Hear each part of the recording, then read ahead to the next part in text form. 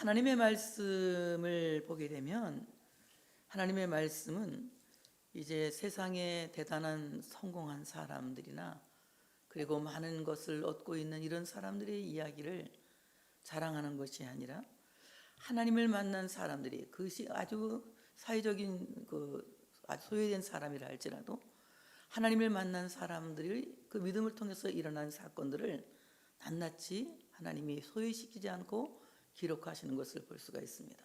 그 이야기는 또한 우리의 이야기가 될 줄로 믿습니다. 하나님을 경험하지 않는다면 우리는 성경 속에 있는 하나님의 사람들이 될 수가 없다는 거죠. 이 성경 속에 있는 하나님의 사람들은 비록 적을지라도 또 비록 병들었을지라도 비록 약할지라도 그 하나님을 만남으로 일어난 변화 그리고 하나님을 만남으로 일어난 새로운 삶들을 하나님께서는 하나님의 말씀에 기록하고 있는 겁니다. 오늘 보면 한 중풍병자가 이제 예수님께 나와서 치료받은 말씀을 기록하고 있어요. 이 사람은 자기 힘으로도 올 수가 없었어요. 네 사람의 친구가 그를 메어서 지고 와서 예수님을 만나게 하였고 예수님을 만나서 그가 깨끗하게 치료된 것을 본문은 말씀하고 있는 것입니다. 그래서 오늘 저는 이 말씀을 무슨 생각을 했느냐, 하나님은 정말로 우리가 비록 사회적인 약자라 할지라도 부족하다 할지라도 우리를 소외시키지 않으시고 하나님의 사람들의 이야기를 이렇게 거룩한 책에 세계적인 책에 기록해 놓으시는구나. 또한 우리 또한 하나님의 책에 기록된 인물들인 줄로 믿습니다. 오늘 말씀 보면은 한 중풍병자가 있었는데 사람들이 그 사람을 메어가지고 예수님께로 왔다 이렇게 말합니다. 이 사람을 메어가지고 뭐 특별한 사람을 만나러 가는 것이 아니라 아니면 유명한 의사를 만나러 가는 것이 아니라 예수님께로 왔다는 것이 굉장히 중요한 거예요. 여러분 지금 여기에 나온 것은 우리 교회를 구경하러 온 것도 아닐 거예요. 아니면 성민의 동산이 어떻게 단풍이 들고 있나 단풍놀이를 오신 것도 아닐 테고 아니면 뭐 김영희 목사가 아주 근사하게 생겼으니까 근사한 모습 보러 온 것도 아닐 테고 근사한 사람 더 많으니까. 근데 지금 여기 여러분 왜 오셨느냐? 예수님 만나러 온 거예요. 그러니까 의미 있는 겁니다. 예수님을 만나러 왔기 때문에 이 시간이 의미 있는 시간이고 이 시간이 생명의 시간이고 이 시간이 귀한 시간인 것을 믿습니다. 근데 오늘 이 사람이 자의에 의해서 오는 것이 아니라 메어서 왔다는 거예요. 오늘 그렇습니다. 우리가 주님 앞에 나온 것은 내 자의에 의해서 내 힘으로 아니면 내 판단에 의해서 교회에 나온 것이 아니라 오늘 이 사람이 네 사람에 의해서 메어서 온 것처럼 성령님이 여러분을 메어서 짊어지고 여기 오신 줄로 믿습니다. 우리가 나온 것은 하나님의 은혜인 거예요. 오늘 아침에 우리 조정남 권사님이 이런 얘기를 해요. 나는 못 들었는데 박재영 권사님 와서 일르더라고요. 항상 기뻐하라고 그랬는데 몸이 아프니까 항상 기뻐하지 못하니 어떻게 하면 좋냐 이렇게 나한테 물어본다고. 어떻게 하면 좋냐 이렇게 물어본다고. 어떻게 하면 좋아요 목사님 그러길래 야 가짜라도 기뻐하면 뇌는 진짜인 줄 알아듣는다 그랬어요. 이게 웃음학자들이 하는 말이에요. 안 기쁜데 그냥 강제로 억지로라도 기뻐하면 뇌는 굉장히 단순하기 때문에 기뻐하는 줄 안돼. 그래서 피를 맑게 하고 컨디션을 좋게 하고 신진대사를 원활하게 해서 건강을 회복하게 한다는 거예요. 그러니까 강제라도 기뻐하라고 그래라. 그래서 이제 보냈거든요. 그래요. 우리가 참 하나님 앞에 나와서 기뻐한다는 거 어떻게 내 힘으로 될 수가 있겠어요. 성령이 나를 기뻐하게 하시니까 아파도 기뻐하는 거고 슬퍼도 기뻐하는 거고 고통 중에도 기뻐하는 거고 어떤 어려움 삶 속에서도 기뻐하는 거지요. 오늘 우리 주님이 여러분을 메어서 짊어지고 교회에 나오게 하신 줄로 믿습니다. 우리가 예수님께 나온 것은 성령이 나를 메어서 짊어지고 나오게 하신 것이다. 내 힘으로 나온 것이 아니라는 거예요. 그래서 오늘 메어서 가지고 온다. 이 말이라고 하는 말 무슨 말이냐면 헬라말로 파랄람바노. 이 파랄람바노라고 하는 말은 파라 이 말은 곁이란 말이에요. 람바노 영접한다는 거거든요. 이 말은 무슨 말이냐 하면은 주님이 우리를 그의 곁으로 불러들이신다. 그의 곁으로 영접하신다. 이 말인 겁니다.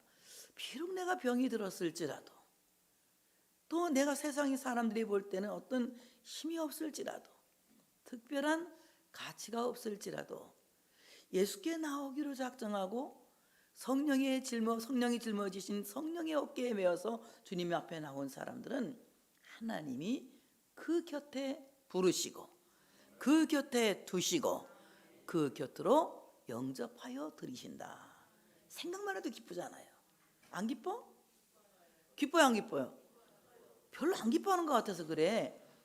주님이 우리를 그 곁에 불러 들이신다는 거야. 그래, 얼마나 기뻐요. 여러분, 곁에 둔다는 것은 마음에 안 드는 사람은 어떻게 곁에 두고 살겠습니까? 마음에 드니까 곁에 두고 사는 거예요. 내가 어제 우리 권사님들 보고 참 보기만 해도 이쁘다 그랬더니 우리 최예순 권사님이 이쁘다는 말은 별로 자기가 호응할 수가 없다는 거예요. 저 기분이 안 좋더라고요. 내가 이쁘다는데 이쁘다는 말은 그런 말은 별로라고 막 또 사색을 막 정색을 하고 얘기를 하더라고요. 아니 어때서? 다 봐요. 예뻐요, 안 예뻐요? 예? 이쁘죠? 내 눈에 들면 되는 거야. 하나님도 마찬가지야. 우리가 정말 예뻐서 예쁠까? 하나님이 눈에 드니까 이쁜 거예요. 여러분, 예쁘다는 것을 어떤 인물 기준으로 말하지 마세요.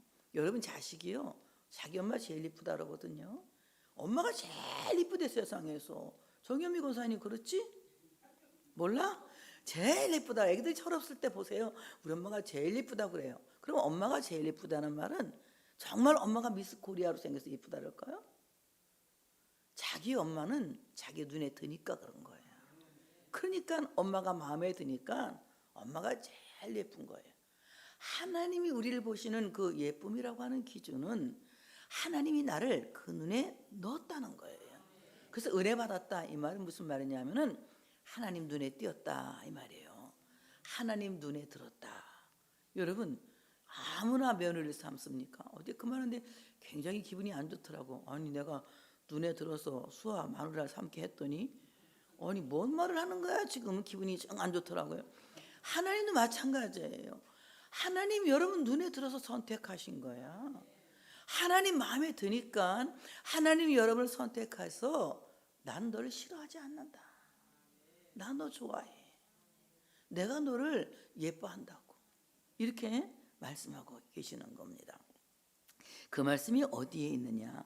하나님이 우리를 곁에 받아들이신다는 것은 내가 모습이 좋고 내 외양이 아주 멋있어서 하나님이 나를 곁에 받아들이시는 것이 아니라 하나님이 나를 만세 전에 선택하셨기 때문에 하나님의 부르시면은 후회가 없는 거예요. 그렇기 때문에 하나님 만세 전에 선택하신 하나님의 백성들을 하나님이 그 곁에 불러서 곁에 들이시는 거예요. 이것을 파랄람바노라고 말하는 거예요. 이렇게 되신 분 아멘. 하나님이 나를 마음에 들어서 곁에 두셨다. 크게 아멘. 박수 한번 치면서 그럼 아멘. 보세요. 하나님께서 이사야 41장 9절에 이렇게 말씀하십니다. 내가 땅 끝에서부터 너를 붙들며. 땅 끝에서, 나 코너에 몰려있는 사람이라는 거예요. 아주 지금 한 걸음만 발 잘못 들이면 수천 낭떠러지를 떨어져서 죽을 수밖에 없는 위기에 몰려있는 사람이라는 거예요. 그런데 사람들은 위기에 몰려있으면 그 위기에 몰려있는 사람들을 더 업신여기고 무시하는 것이 인간들이 하는 짓입니다. 그런데 하나님은 저 땅 끝에 내몰려서 잠시 뒤에 어떻게 될지 모르는 그 운명이 풍전등화와 같은 이런 정말 엄청난 위기에 있는 그 사람을 하나님이 붙드신대. 붙드신다고. 아까 붙들라고 그랬잖아. 병든 손 내밀어서 주님의 손 붙들라고 오늘 찬양 그렇게 불렀잖아요. 아주 센스 있는 찬양을 오늘 찬양대가 딱 했어요. 그러니까 하나님이 우리를 땅 끝에 있는 나를 붙드신 거예요. 땅 모퉁이에서부터 너를 부르고 코너에 몰려있는 나를 하나님이 다정하게 부르신다는 거예요. 내게 이르기를 너는 나의 종이라. 내가 너를 택하고 실어 버리지 아니하였노라. 하나님은 나를 싫어하지 않으신다는 거예요. 하나님은 나를 사랑하신다는 거예요. 왜냐하면 하나님이 만세전에 나를 하나님의 사람으로 선택하셨기 때문에. 내가 땅끝에 있을지라도 붙드시고, 내가 땅모퉁이에 있을 때도 내 이름을 부르시고, 내가 어떤 상황에 있을지라도 하나님은 나를 싫어하지 않으시고 너는 내 종이다, 내가 너를 싫어 버리지 않는다고 계속하여 약속하시고 또 약속하시고 또 약속하시고 부르시는 거예요. 그러니 지금 비록 내 몸이 아파서 이그러져서 볼품없게 되었을지라도 하나님은 나를 싫어 버리지 않으시고 나를 붙드신다고 하셨고 내 이름을 부르신다고 하셨고 내가 너를 싫어하지 않는다고 말씀하세요. 그러니 이 은혜가 얼마나 감사해요. 저는 이 말씀을 준비하면서 나를 사랑하신다고 내가 거울 한번 이렇게 봤어요. 봤더니 좀 모양이 이상하게 생겼더라고. 머리 염색을 하면 더 이상해. 나는 그래서 좀 이상하게 생겼는데 이래도 주님은 나를 참 좋아하시는구나. 나도 나를 알아. 내가 어떻게 생겼는지. 뭐 여러분만 여러분을 아는 게 아니야. 나도 나를 알아. 그런데 그럼에도 불구하고 하나님은 나를 싫어하지 않으신대. 얼마나 감사해. 너무 감사했어. 이 말씀 준비하면서 야, 하나님은 내가 어릴 때도 사랑하셨고 조금 그냥 잘 나갈 때도 사랑하셨고 지금은 이제 거의 노인이 된 상태에도 백발이 되어가는 이 상태에도 하나님은 나를 사랑하고 계시는구나. 그래서 하나님이 나를 지금 처음부터 끝까지 사랑하신다는 이 사랑에 우리는 감사해야 할 줄로 믿습니다. 사랑하신다는 거예요. 그런데 하나님은 이렇게 우리를 사랑하시는데 사람들은 이 환자에게 길을 내어주지 않아요. 왜 그렇습니까? 그들의 이기심으로 가득 차 있기 때문에, 자기 문제 해결하기에 급하기 때문에 더 급한 사람의 문제를 돌아볼 여유가 없다는 거예요. 이게 우리 모든 사람들이 다 그렇습니다. 저부터도 그렇거든요. 근데 오늘 이 사람이 왔을 때에 그 집에 사람이 꽉 차 있었어요. 옹신도 할 수 없는 상태입니다. 그러니까 이 환자가 예수님 앞으로 나아간다는 것이 불가능한 거예요. 사람들이 길을 내주지를 않습니다. 그런데 오늘 이 환자에게 길을 내주는 곳은 어디냐? 다 같이 지붕. 뭐가 길을 냈다고요?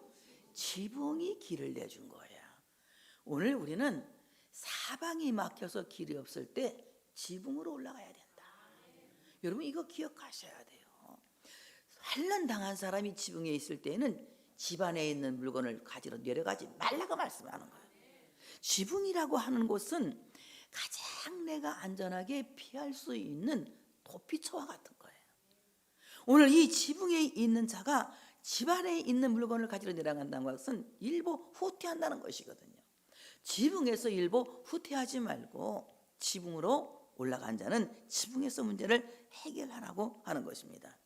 무리들 때문에 예수께 데려갈 수 없으므로 그 계신 곳에 지붕을 뜯어 구멍을 내고 중풍병자가 누운 상을 달아내렸다, 이렇게 말씀하고 있어요.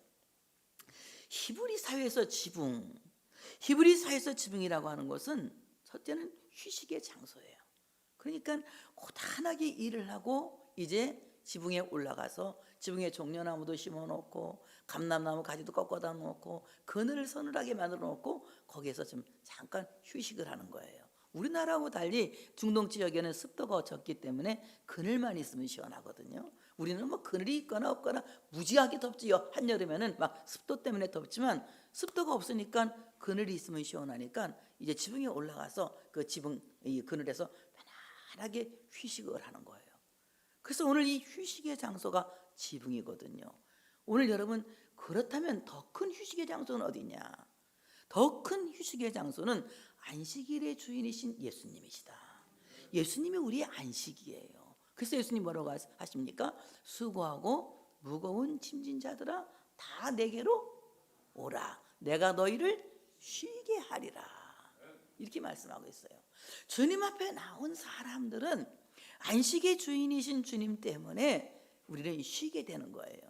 참된 쉼, 참된 휴식, 참된 평안함은 예수님께 나온 사람들만이 경험할 수 있는 겁니다. 오늘 신집회에 주님 앞에 나온 여러분 모두는 예수님 안에서 참된 쉼을 얻을 수 있는, 참된 안식을 얻을 수 있는 이 시간이 되어지시기를 축복합니다. 그래서 오늘 이 지붕은 바로 휴식을 전해주는 곳. 우리에게 가장 큰 지붕은 예수 그리스도다. 예수는 참으로 우리의 지붕이 되셔서 낮에 해가 나를 해치지 못하도록, 밤의 달이 나를 상하지 못하도록 바로 그 지붕이 되셔서 나를 안전하게 지켜주시는 우리의 쉼이요, 우리의 안식이요, 우리의 휴식이라고 하는 사실을 믿으시기를 축복합니다. 그래서 환자가 가장 먼저 치유할 것은 쉼이 없는 상태를 치유해야 된다. 이 쉼이 없는 상태가 되면 굉장히 조급해지고 마음이 그냥 막 자꾸 쫓기듯이 마음이 쫓기거든요. 이런 사람은 치료가 일어날 수가 없어요. 가장 먼저 할 것은 먼저 안정을 찾는 것이거든요. 이 안정이라고 하는 것은 바로 우리의 쉼의 주인이시는 예수 그리스도 앞에 나올 때에 참된 쉼과 안식을 얻을 수 있다고 하는 것입니다. 그 다음에 히브리서에서 지붕은 종교 활동의 장소거든요. 거기에서 유월절 이제 만찬도 예수님이 지붕에서 하신 거예요. 그러니까 오늘 우리가 바로 이 유월절 만찬을 한 것처럼 우리 종교 활동이 하나님과 나 사이에 이 신앙 활동이 회복되어져야 된다는 거예요. 그래서 우리가 먼저 신앙이 회복되어질 때에 우리 몸도 회복이 되어지고 우리의 모든 삶의 지경이 회복되어진다고 하는 사실을 믿으시기를 축복합니다. 그래서 종교 활동이 뭡니까? 종교 활동이라고 하는 것은 찬송을 알기만 하면 하는 것이 되는 것이 아니라 찬송을 하는 것이 종교 활동이야. 기도를 알기만 하는 것이 아니라 기도를 하는 것이 종교 활동이고, 사랑을 입으로만 하는 것이 아니라 사랑을 실제로 하는 것이 종교 활동인 거예요. 그래서 우리가 우리 종교인이 되어서는 안 되고 신앙생활을 하는 사람이 종교 활동을 하는 거거든요. 주일날 교회에 나와서 예배를 드리는 사람이 신앙생활을 하는 거죠. 찬송을 부르는 사람이 신앙생활을 하는 겁니다. 기도하는 사람이 신앙생활을 하는 거예요. 정말 나는 기도하고 있는가? 정말 나는 찬송하고 있는가? 참으로 나는 예배하고 있는가? 여러분 자신을 한번 성찰해 볼 필요가 있는 거예요. 내가 교회에 나오긴 했지만 내가 하나님께 내 온몸을 다드리고 내 마음을 다드려서 참된 예배자로 나를 하나님께 봉헌하고 있는가? 내 찬양을 하나님께 황소 한 마리로 봉헌하고 있는가? 내 기도로 하나님 앞에 저녁 제사로 제물로 쪼개서 드리고 있는가? 한번 자기 자신을 성찰해 볼 필요가 있다는 거예요. 이렇게 하나님 앞에 우리가 종교활동, 신앙생활이 회복되어질 때에 하나님께서 우리를 치료하는 역사를 일으킨다고 하는 사실을 믿으시기를 축복합니다. 그 다음에 지붕이라고 하는 것은 이제 땅과 하늘을 연결하는 장소거든요. 그래서 이 땅과 하늘이 연결할 수 있는 가장 빨리 연결되는 장소가 뭐냐면 지붕이라고 하는 곳이에요. 내가 늘 얘기했지, 높은 곳에 올라가면 하나님과 가깝게 생각한다는 이런 유대인들의 사고가 있다고요. 마찬가지로 지붕은 하나님과 가장, 땅과 하나님이 가장 가깝게 연결될 수 있는 장소라는 거예요. 여러분, 하나님을 지근 거리에서 따라가야 된다. 지근 거리, 가까운 거리에서 따라가야 된다. 하나님 멀찌감치 바라보면 어떻게? 멀찌감치. 베드로가 예수님이 십자가 지고 가실 때 어떻게 했어? 멀찌감치 따라갔잖아. 멀찌감치. 어떤 제자는 콧입을 쓰고 가다가 또 막 도망간 제자도 있고 막 별 사람 다 있잖아요. 근데 지근 거리에서 가까이 따라간 사람들은 예수님이 죽으시는 최후도 봤고, 예수님이 아리마다 사람 요셉의 세무덤에 장사되는 것도 보았고, 그리고 이제 예수님이 부활하신 것도 가장 먼저 목격한 자들이었다는 거예요. 여러분, 가까이에서 주님을 따라가는 자가 되는 거예요. 멀찌감치 한 발 빼고 주님을 바라보는 것이 아니라 적극적으로 주님 가까이, 주님을 더 가까이, 주께 가까이, 더 가까이, 이렇게 가까이에서 하나님을 따라가는 자가 되어져야 된다는 거예요. 그래서 하나님을 가까이 하는 자는 복 있는 사람이다. 그리고 우리가 하나님을 멀리하면 이건 복 없는 사람이에요. 근데 어떻습니까? 주야 나를 멀리하지 마옵소서, 이런 시편 기자가 이런 기도하잖아요. 하나님은 절대로요 나를 멀리 계시는 분이 아니에요. 왜? 나를 너무 잘 아세요. 내가 얼마나 어린 아이인지, 내가 얼마나 부족한지, 내가 얼마나 연약한지 나를 너무 잘 아시기 때문에 하나님은 나를 멀리 떠나지 않으시는 분이야. 그런데 왜 내가 하나님이 멀리 계신다고 느끼느냐? 내가 멀리 왔기 때문에 하나님을 멀게 느껴지는 거예요. 그래서 여러분 지금 하나님과 내가 멀리 있다는 생각을 하고 있다면 그걸 아니라는 것을 가르쳐 주셔야 돼. 하나님이 가장 가까운 곳에 나와 같이 계시는 거예요. 그래서 내가 하나님 지근 거리에서 가까운 거리에서 하나님을 만날 수 있는 우리 모두가 되어져야 할 줄로 믿습니다. 이것은 이제 온 가족 공동체가 하나님 앞에서 종교활동하는 곳이 바로 지붕이라고 하는 것이거든요.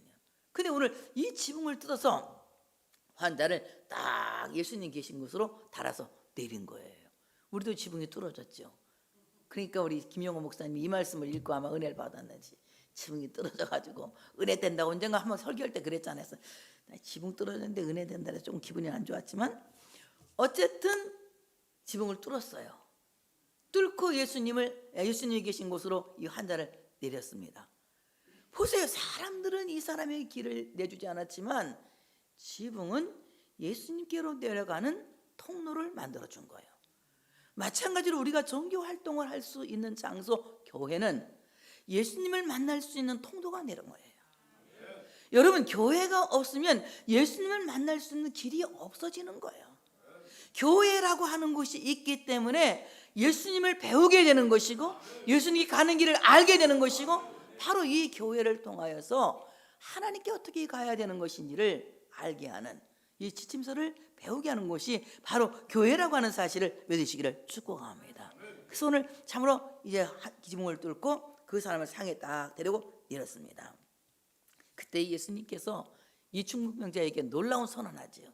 일어나 네 상을 가지고 집으로 가라 이렇게 말씀하고 있습니다. 자, 그러면 오늘 이 사람이 일어나 집으로 가는 그 순간에 가장 먼저 예수님이 보신 것은 무엇이냐? 예수께서 그들의 믿음을 보셨다. 그들의 믿음을 보셨다. 다른 거 안 보셨어요. 인물도 안 보셨고 그 사람 병든 상태 뭐 이런 걸 보신 것이 아니라 뭘 보셨다? 믿음을 보셨다. 그 사람이 가지고 있는 믿음을 보셨다.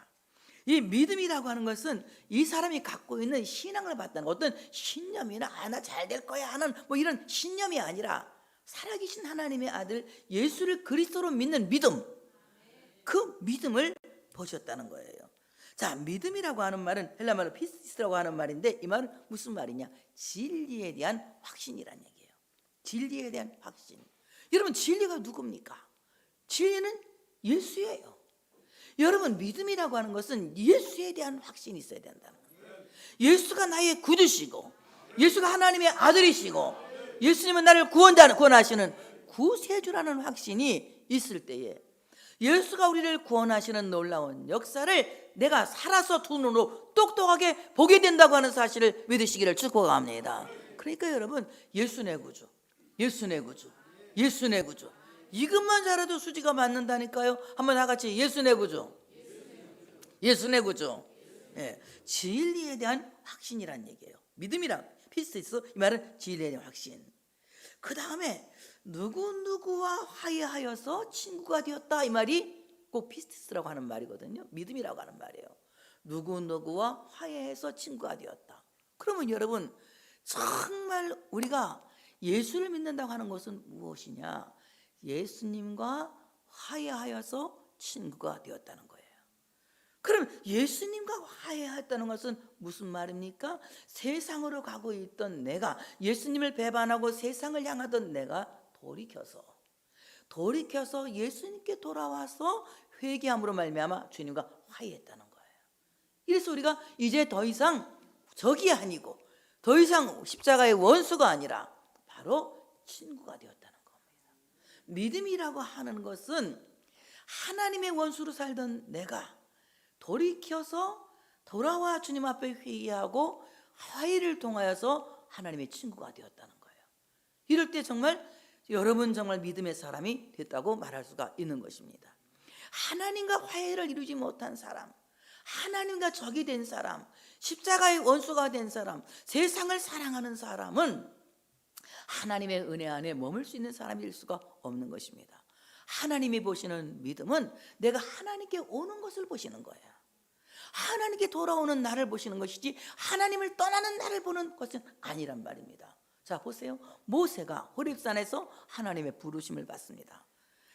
가시떨기나무에 불이 붙은 것을 보고 이 모세가 돌이켜서 어떻게 된 것인가 보고자 하여 가시떨기나무로 앞으로 가기 시작하니까 하나님이 모세야 모세야 소명하지 않습니까? 마찬가지예요. 하나님이 나를 소명하시는 것은 내가 돌이켜 하나님께로 돌아오는 회개가 이루어져야 된다는 거예요. 그러니까 내가 이 회개하지 않고는 복음을 믿을 수가 없는 것입니다. 그래서 예수님 뭐라고 말씀하세요? 너희가 회개하고 복음을 믿어라. 이 말은 무슨? 돌아와서 복음을 믿어라.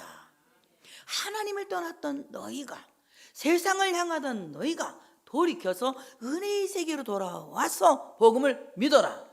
진리의 세계로 돌아와서 복음을 믿어라. 이 말이거든요. 그래서 오늘 믿음이라고 하는 것은 세상을 향하던 발걸음에서 내가 돌이켜 하나님께로 와서 이제 죄를 청산하고 하나님과 화해한 상태에서 주님과 친구가 되어지는 상태, 이런 상태를 가르쳐서 믿음이라고 말할 수 있는 것입니다. 또 하나 믿음이라고 하는 말은 히브리말 아만이라고 하는 말인데, 이 아만이라고 하는 말은 예 그렇습니다, 맞습니다 이 말이거든요. 아멘, 아멘, 다 같이 아멘, 아멘, 예 맞습니다, 그렇습니다. 그런데요 이게 참 놀라운 일이요. 아멘 하면 하나님의 말씀이 내 안에 쑥 들어오는 거야. 그래서 이 마음에 그 말씀이 간직이 되는 거예요. 너무 놀라워. 이게 정말 놀라운 일이에요. 그래서 옛날에 우리가 부흥회할 때도 그래서요, 아멘을 하면 마음문이 열리고 마음문이 열리면 말씀이 들어온다, 이러고 내가 이제 설교를 했는데, 잘 원어도 모르는 상태에서 그 설교를 했는데, 원어를 알고 보니까 내가 원어에 가까운 얘기를 한 거야, 잘 모르는 상태에서. 그러니까 아멘, 하나님 말씀에 동의합니다, 맞습니다, 그렇습니다, 옳습니다 하는 순간에 하나님의 말씀이 그냥 아멘 크게 할 준비하시고 훅 치고 들어오는 거야. 내 안으로 훅 들어와. 그래서 이 말씀이 내 안에 담겨지는 거예요. 여러분, 하나님의 말씀을 아멘으로 받으면, 아멘으로 받은 말씀은 내 안에 담겨져서 그 말씀이 마치 내 인생의 좌우명처럼 지워지지 않는 말씀으로 각인되는 거예요. 그래서 기억되는 말씀으로 내 안에서 말씀이 그대로 살아서 움직이는 것입니다.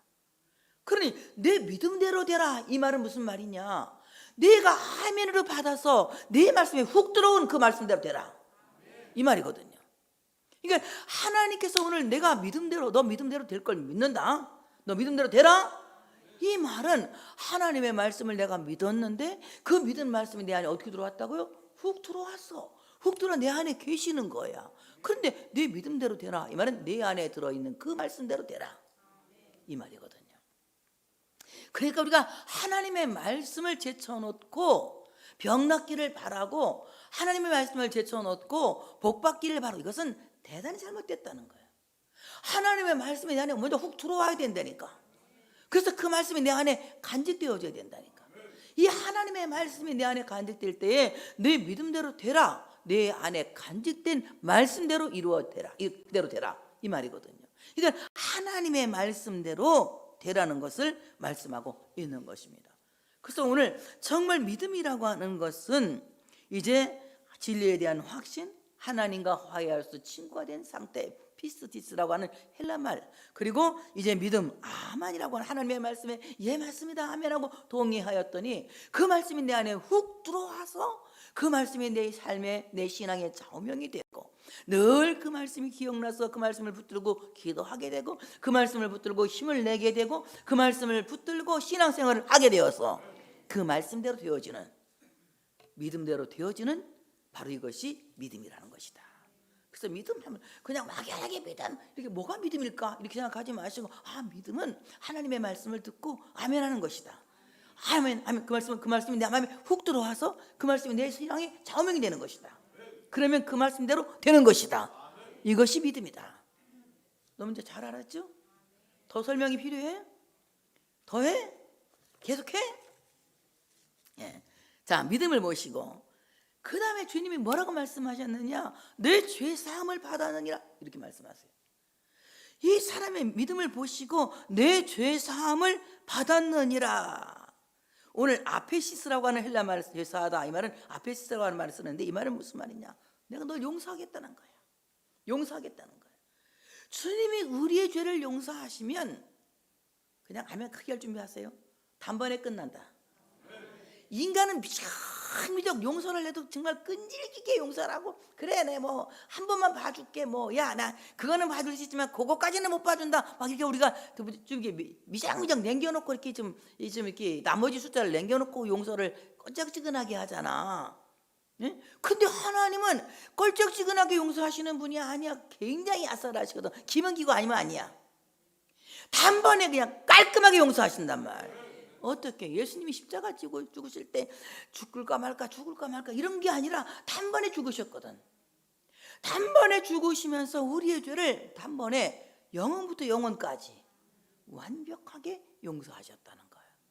그래서 우리 죄 사함 받았다고 하는 것은, 어떤 사람은 그냥 막 찬송가만 잘 나오면 용서받은 것 같고, 찬송가가 또 피곤하면 찬송 못 부를 수도 있지. 그리고 잘 못 부르는 찬송 부르면 햇바닥이 안 들어가서 못 부를 수도 있지. 뭐 그 찬송이 맨날 막 그냥 잘 나가야 용서가 되나? 안 그럴 수도 있는 거야. 찬송 못 불러도 한번 용서하신 것은 끝나는 거예요.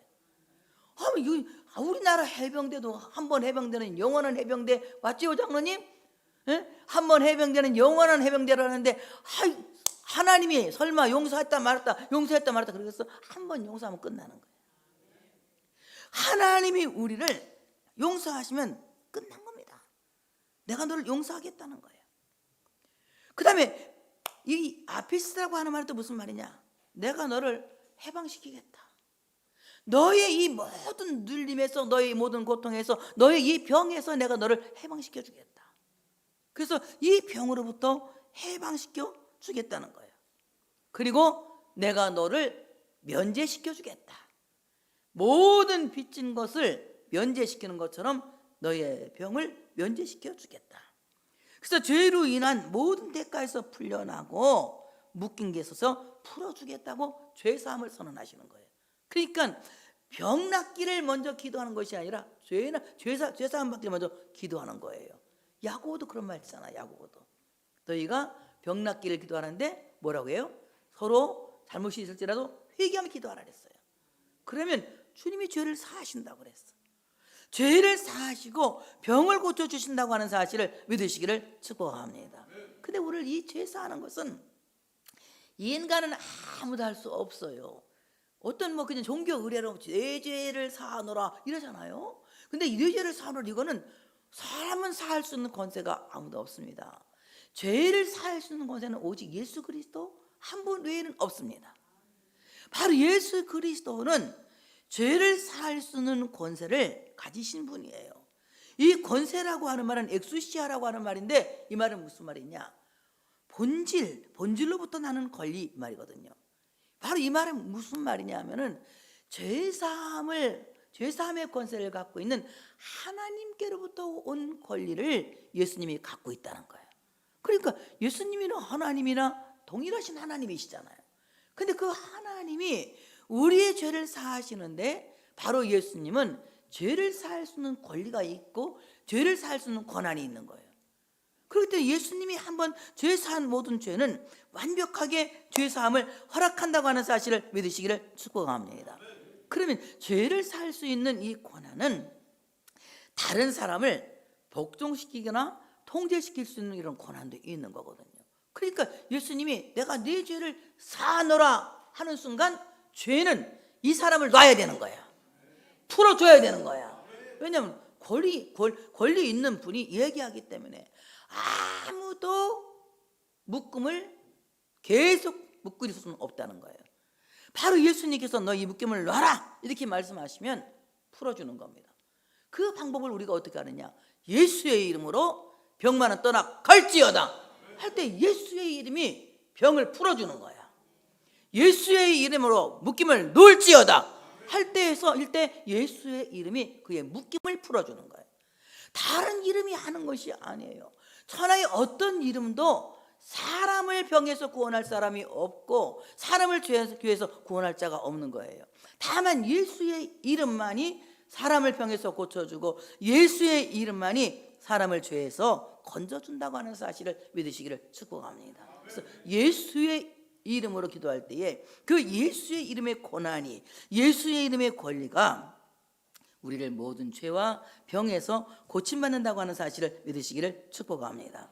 그러므로 예수님께서 죄를 사하시는 이 선언은 최고의 권위를 갖고 말씀하시는 거예요. 그래서 오늘 내 죄의 사함을 받았느니라 이렇게 말씀하시면서 했더니 바리새인들이 막 서기관들이 얘기하잖아. 이게 참남하도다. 어떻게 신성모독을 하지? 하나님만이 할 수 있는 일인데 막 그러면서 꿍얼꿍얼 하니까 예수님이 그 말씀하시는 거예요. 너희들이 잘 모르는구나. 내가 죄사함의 권리를 갖고 있어. 내가 죄사하는 권세를 갖고 있어. 이렇게 말씀하시는 거예요. 그래서 예수님만이 죄를 사할 수 있는 권리가 있다. 권세가 있다. 그래서 말씀하시기면 일어나 네 상을 가지고 집으로 가라 이렇게 말씀합니다. 내가 네게 이르노니 일어나 네 상을 가지고 집으로 가라. 일어나. 이 말은 무슨 말이야? 아니스템이라고 하는 말인데 깨어나라. 죽은 자에게 말하는 거야. 죽은 자에게 일어나라. 야이로의 딸이 죽었을 때 뭐라고 말해? 예수님이 가서 소녀야 일어나라. 그 말이 무슨 말이에요?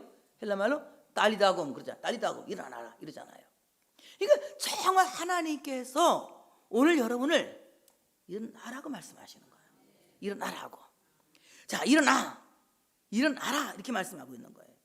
오늘 일어나라고 하는 말은 죽은 자를 일으키시는 강력한 선언인 거예요.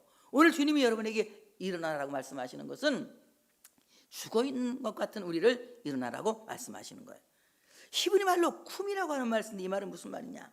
자리를 박차고 용사처럼 빨딱 일어나라 이 말이에요. 그러니까 용사처럼, 하나님의 용사처럼 자리를 박차고 빨딱 일어나라 이 말입니다. 이것은 명령어예요. 일어나도 되고 안 일어나도 되는 것이 아니라 일어나라 하면 일어나는 거예요. 하나님의 명령에 우리가 예 하고 일어나야 할 줄로 믿습니다. 그리고 네 상을 가지고 집으로 가라.